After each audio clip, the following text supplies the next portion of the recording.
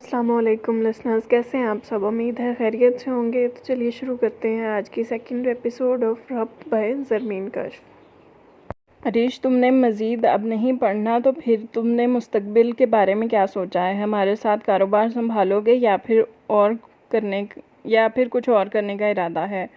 اکرم بھائی نے عریش سے سوال کیا۔ ویسے بھی ہم تمہاری منگنی کرنے کا سوچ رہے ہیں، بہت اچھا پروپوزل آیا ہے۔ وہ سب ایک ساتھ بیٹھ کر شام کی چائے پی رہے تھے۔ ارے واہ، یہاں عریش بھائی کی شادی کی بات ہو رہی ہے، میں نے ٹھیک سنا نا؟ ساحل سیڑھیاں اترتے ہوئے کہہ رہا تھا۔ ہاں جی، یہی بات ہو رہی ہے، تم بھی آ کر بیٹھو۔ ارشد بھائی کی بیوی کچن سے مسکراتے ہوئے باہر آئیں۔ اب تو تمہارے سب بڑے بھائیوں کی شادی ہو گئی اور خیر سے تمہاری بہن شازیہ بھی اپنے گھر کی ہو چکی ہے، اب تو عریش کی باری ہی آتی ہے۔ ثناءاللہ صاحب نرم لہجے میں بولے۔ ہاں ابو، جلدی سے عریش بھائی کی شادی کریں تاکہ میرا نمبر بھی آ سکے، ساحل نے ہنستے ہوئے کہا۔ سب اس کی بات پر ہنسنے لگے۔ عریش بولا۔ عریش بلا تاثر سب کی باتیں سن رہا تھا، اس کے چہرے پر کوئی خوشی نمایاں نہیں تھی۔ بولو عریش، تم کیا کہتے ہو؟ سلمیٰ بی بی نے عریش سے پوچھا۔ میں کیا بولوں، میں کوئی شادی نہیں کرنا چاہتا، اور کاروبار کے بارے میں بھی میں نے کچھ نہیں سوچا۔ میں مرکز جانا چاہتا ہوں اور وہیں رہنا چاہتا ہوں، ورنہ آرمی میں جاؤں گا۔ عریش نے سنجیدگی سے جواب دیا۔ مرکز اصل میں ایسی جگہ، ایسا ادارہ ہے جہاں دینی تعلیم و تربیت دی جاتی ہے۔ ٹھیک ہے، ہم نے تمہاری بات سن لی ہے، مگر مرکز جانا مطلب کہ مجاہد کے ساتھ تو تمہیں بالکل نہیں بھیجیں گے۔ ہاں، آرمی میں جانا چاہو تو جا سکتے ہو، مگر جو پروپوزل آیا ہے اس کو ہم ہاں کر چکے ہیں۔ شادی ابھی نہیں کرنی مت کرو، مگر منگنی کرنی ہوگی ہمیں تمہاری، سلمیٰ بیگم نے سخت لہجے میں کہا۔ لیکن امی، عریش بات کرتے چپ ہو گیا۔ لیکن کچھ نہیں، بس جو فیصلہ ہونا تھا ہو گیا۔ لیکن ابو، میں نہیں کرنا چاہتا ابھی شادی یا منگنی، اس نے احتجاج کیا۔ عریش، لگتا ہے تمہیں سنائی نہیں دیتا، بس کرو، اب مزید کوئی بحث نہیں چاہیے مجھے، ثناءاللہ صاحب خفیف انداز میں بولے۔ عریش غصے میں اٹھا اور اپنے کمرے میں چلا گیا۔ یا اللہ، تو جانتا ہے کہ میں تیری راہ میں شہادت کا مرتبہ پانا چاہتا ہوں، اور بھی بہت کچھ ہے جو الگ سوچتا ہوں، مگر ان لوگوں کی سمجھ نہیں آتی کہ یہ کیوں مجھے زبردستی شادی کرنے کا کہہ رہے ہیں۔ میں ایسی کسی لڑکی سے شادی نہیں کرنا چاہتا جو یہ لوگ میرے لیے پسند کریں۔ یا اللہ، تو ہی میری مدد فرما۔ عریش اپنے بیڈ پر پریشان بیٹھا باتیں کر رہا تھا۔ بھائی، آپ کیا باتیں کر رہے ہیں خود سے؟ ساحل کمرے میں داخل ہوتے کہتا۔ آپ کیوں پریشان ہیں؟ یار، میں ابھی شادی نہیں کرنا چاہتا، میری اپنی بھی کچھ خواہشات ہیں، کچھ ایمز ہیں۔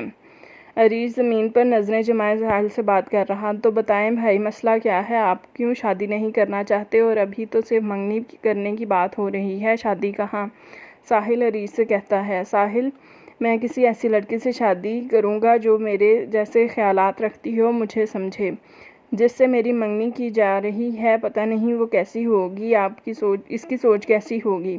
میں امی ابو کی پسند پر شک نہیں کرتا، لیکن اگر وہ مجھے اچھی نہ لگی تو؟ عریش نے کہا۔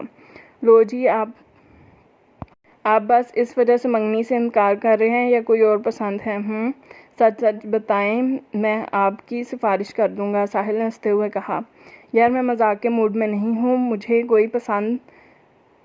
مجھے کوئی اور پسند نہیں ہے، اور تمہیں پتہ ہے کہ میں نے کبھی گرلز میں دلچسپی نہیں لی، اور نہ ہی مجھے یہ پسند ہے، عریش چڑچڑے پن میں بولا۔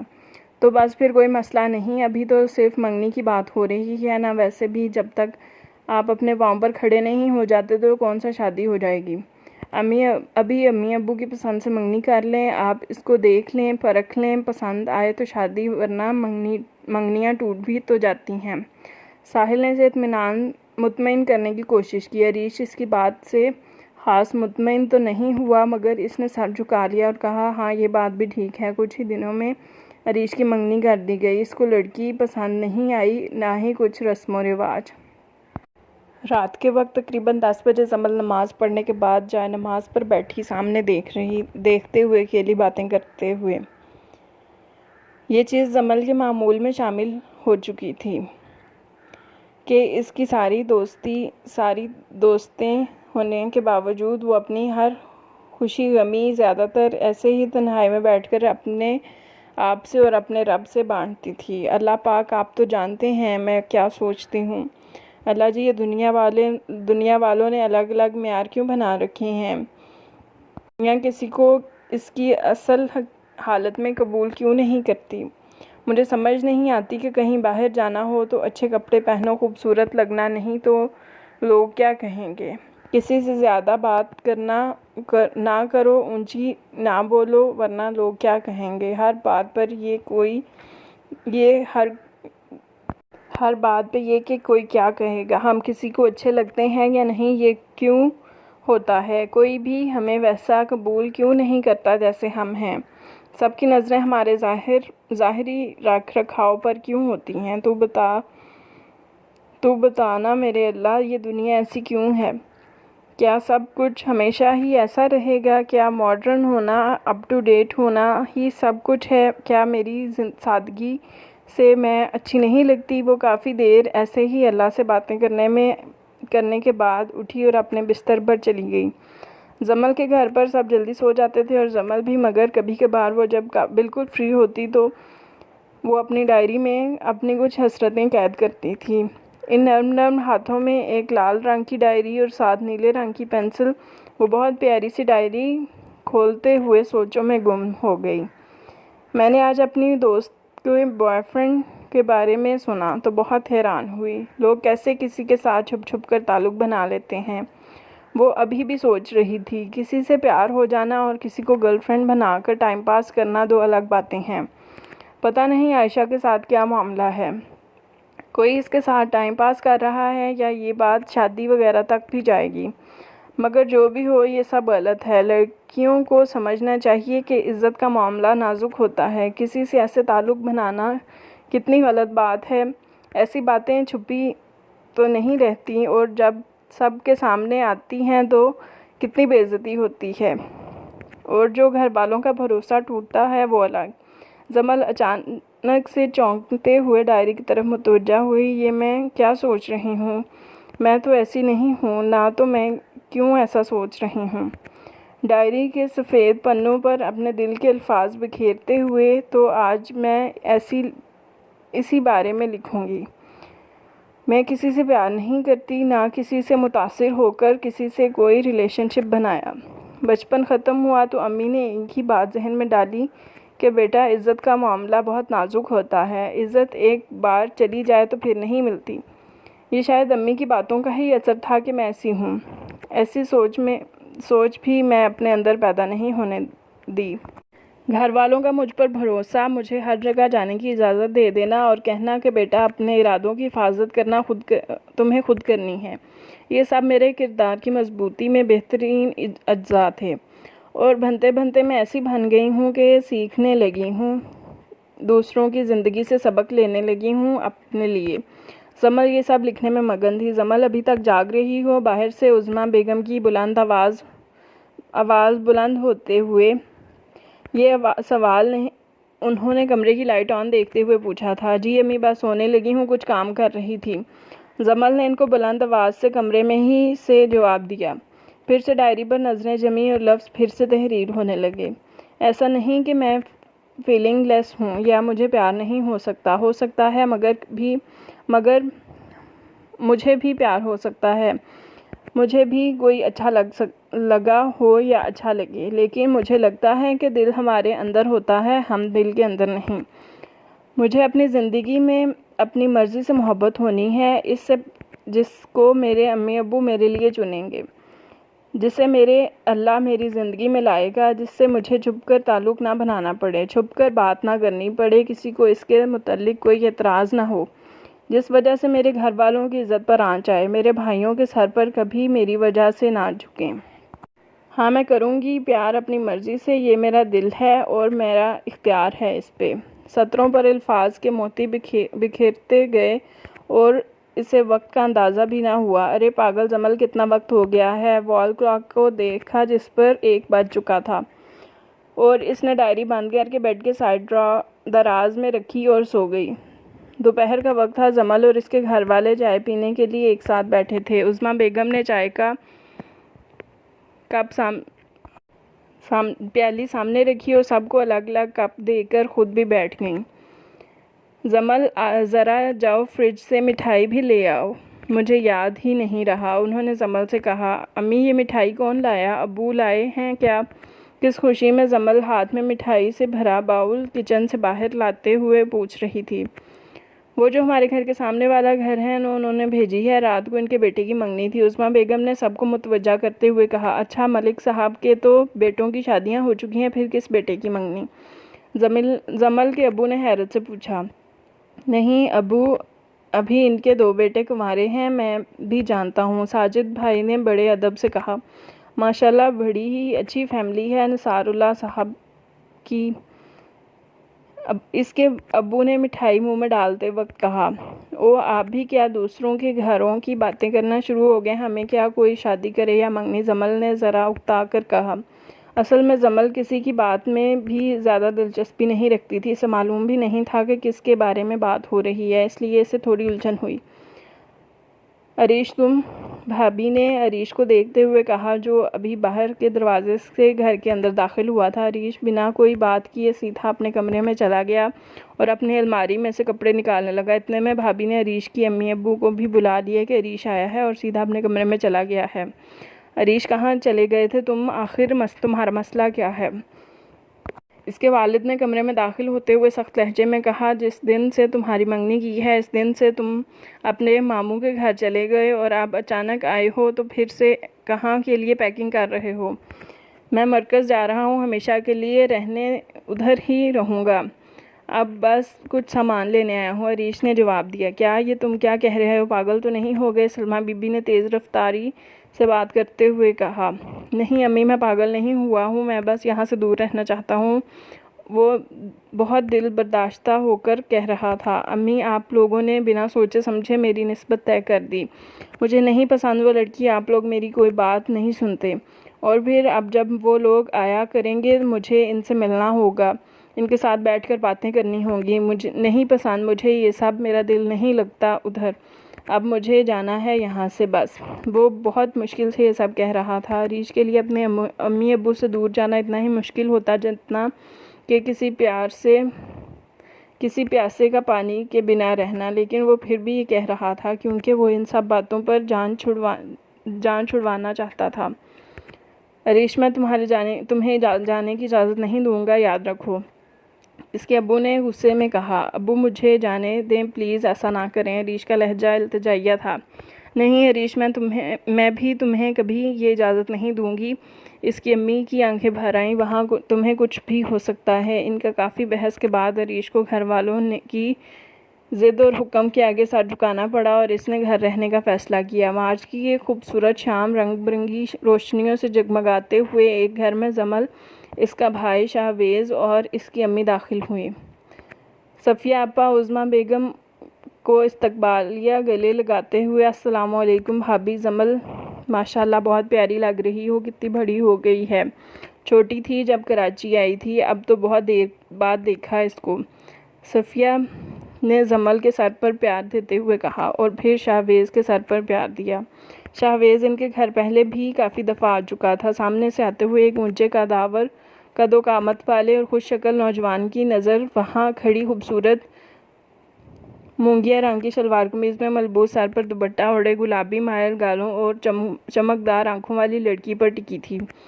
वो मुसलसल इसको देख रहा था। रात तक वो पूरी तरह इसका गर्विदा हो चुका था।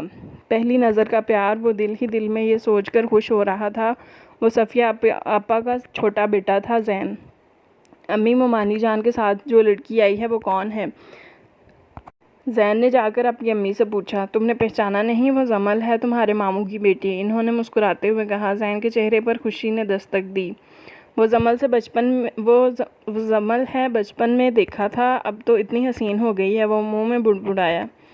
हसीन होने के साथ साथ वो सादा मिजाज मासूम सी, आज की शोखियों से बिल्कुल परे। इसको ये सोचने पर बेहद खुशी महसूस हुई।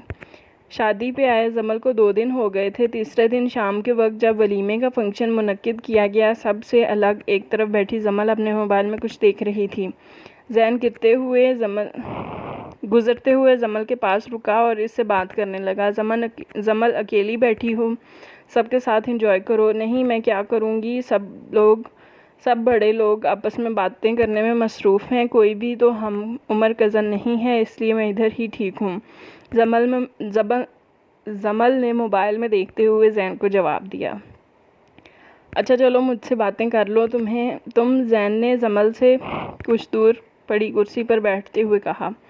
سیل فون میں کیا دیکھ رہی ہو؟ کچھ خاص نہیں، بس کل کے فنکشن کی تصویریں۔ زمل نے سر اٹھایا اور بولی۔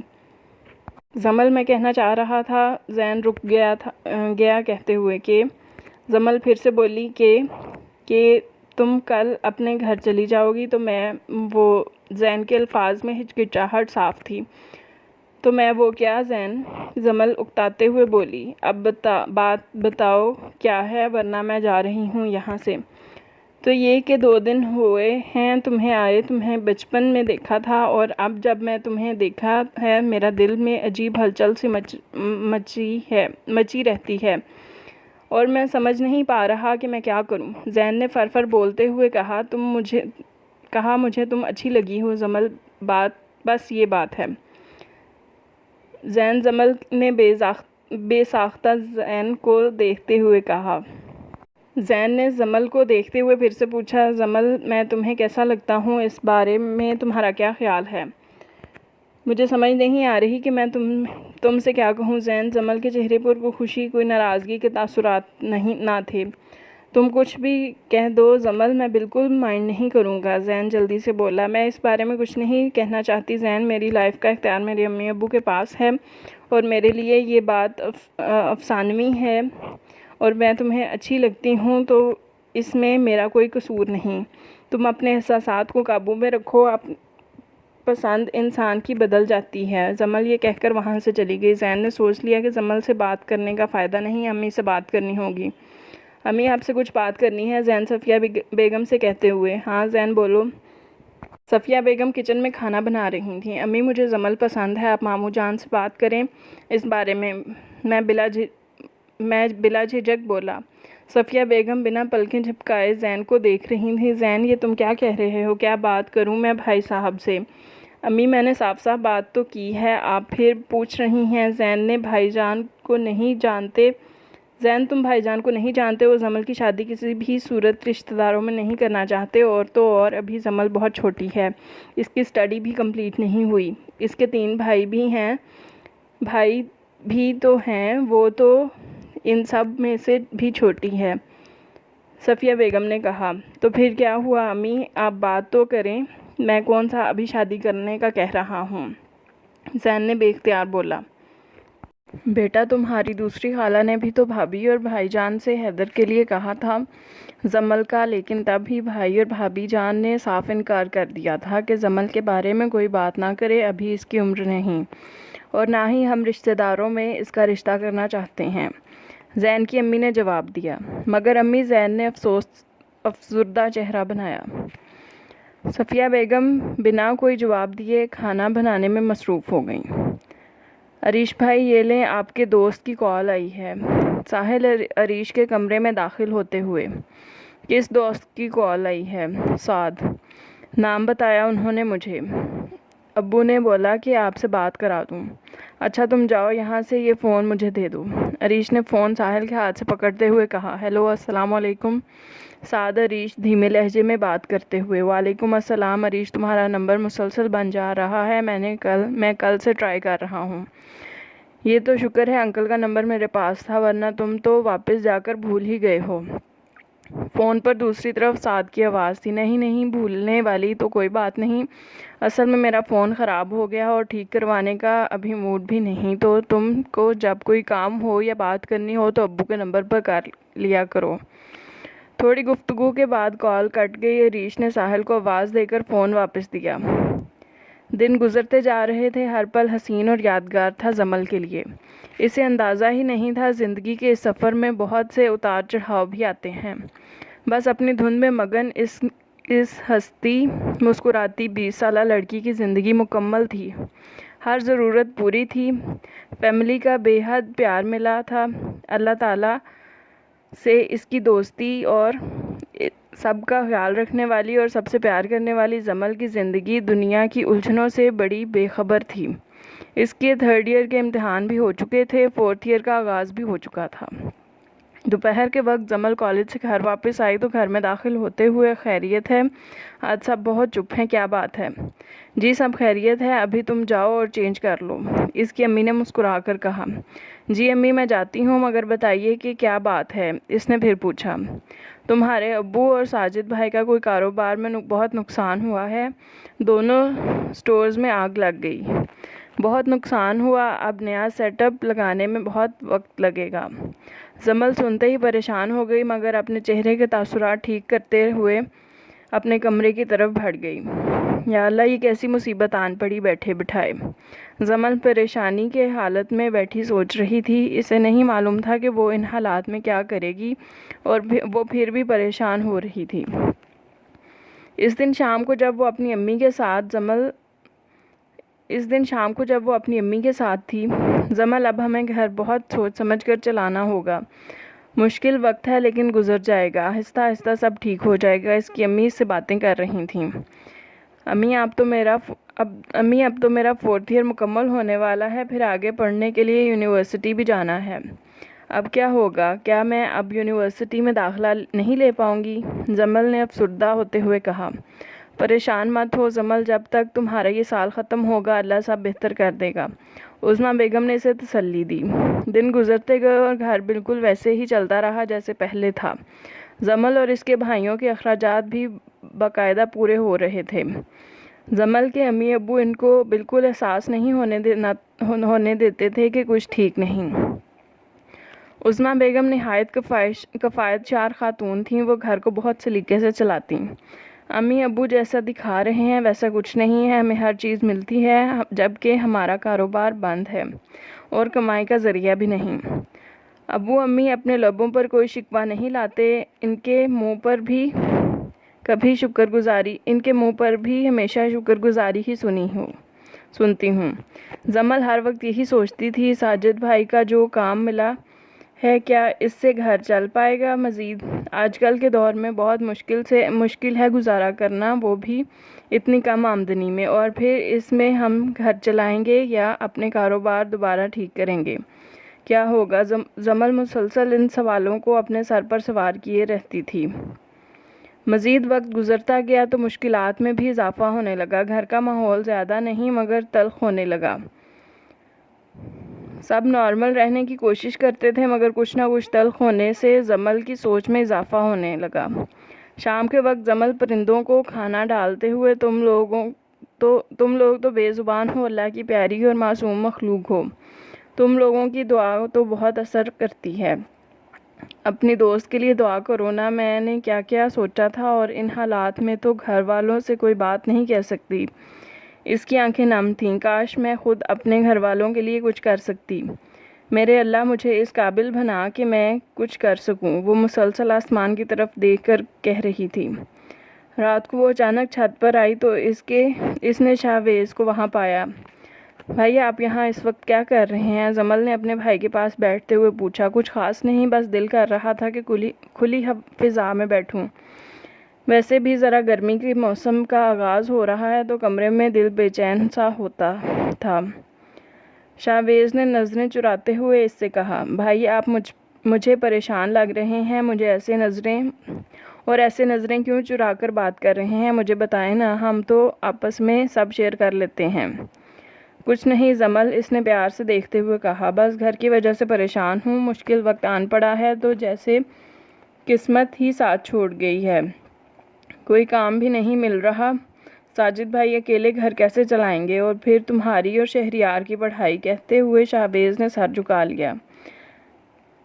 بھائی، جمل نے شاہویز کے کندھے پر ہاتھ رکھ کر کہا، وہ اوپر دیکھیں ذرا۔ شاہویز نے نظریں اوپر اٹھائیں، اندھیرے آسمان کو دیکھا جہاں کہیں کہیں ستارے چمک رہے تھے۔ بھائی وہ ستارے دیکھ رہے ہیں؟ جمل نے اوپر کی طرف انگلی سے اشارہ کرتے ہوئے کہا۔ وہ چمک رہا ہے، اس کی چمک ہم دیکھ رہے ہیں، ہمارے ساتھ ساتھ ساری دنیا اس کو چمکتا ہوا دیکھ رہی ہوگی۔ صبح کے وقت میں اور آپ یہ چمک دیکھ پاتے ہیں؟ نہیں، شاہویز بولا۔ آپ جانتے ہیں ایسا کیوں ہوتا ہے؟ جمل سوال کرتے ہوئے۔ ہاں، کیونکہ تب وہ سورج سے روشنی لینے میں مصروف ہوتا ہے اور رات کو ہی چمکتا ہے، شاہویز نے جواب دیا۔ جی بالکل بھائی، وہ جب اسٹرگل کر رہا ہوتا ہے تو اسے کوئی نہیں دیکھ رہا ہوتا، اس کو کوئی نہیں پہچانتا، وہ سورج کی روشنی میں کھو جاتا ہے، لیکن وہ محنت کرتا ہے، سارا دن صبر کرتا ہے، اس لیے کہ اسے پتہ ہوتا ہے اور اس بات کا یقین ہوتا ہے کہ اس کا پھل ضرور پائے گا۔ وہ سارے دن کے مسلسل صبر کے بعد جب وہ رات کو چمکتا ہے تو اس کی چمک دیکھتے ہیں، تو سب اس کی چمک دیکھتے ہیں، اس کی اپنی پہچان ہوتی ہے کہ وہ دیکھو ستارہ ہے، چمکنے والا ستارہ۔ جمل کی آنکھوں میں امید کی چمک واضح دکھائی دے رہی تھی۔ بھائی آپ بھی پریشان مت ہوں، یہ وقت صبر اور ہمت سے کام لینے کا ہے۔ کیا بات ہے، ہماری ملی تو بہت بڑی باتیں کرنے لگی ہے، شاہویز نے جمل کے سر پر ہاتھ رکھتے ہوئے کہا۔ بہت شکریہ جمل، میری ہمت بڑھانے کے لیے، انشاءاللہ سب ٹھیک ہو جائے گا۔